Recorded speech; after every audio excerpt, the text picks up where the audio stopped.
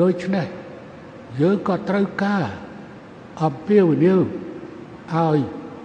បងប្អូននៅប្រទេសថៃពលករនៅប្រទេសថៃឬក៏នៅប្រទេសផ្សេងដែលត្រឡប់មកកម្ពុជាវិញ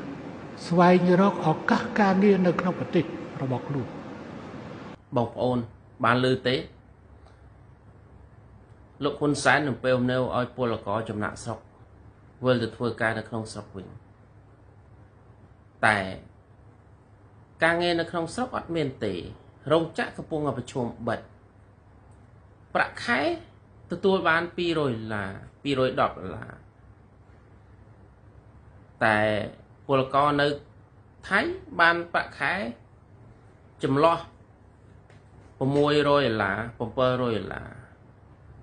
ពលករនៅកូរ៉េ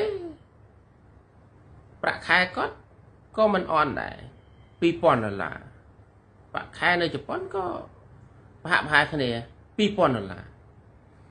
តើពួកយើងដែលជាពលករចំណាក់ស្រុកនេះអាចទៅរួចដែរឬទេដែលវិលចូលស្រុកវិញវិលត្រឡប់ចូលស្រុកវិញទទួលប្រាក់ខែ$200នឹងប្រឈមនឹងអត់ការងារធ្វើទៅទៀតហើយតកែចិននៅតាមរោងចក្រនានាហ្នឹង